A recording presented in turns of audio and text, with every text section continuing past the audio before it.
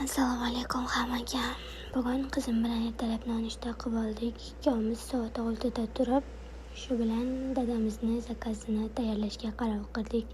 Dadamiz go'shtli pitssani yaxshi ko'radi. Shuning uchun shunaqa ikkita o'rtacha go'shtli pitssa tayyorladim.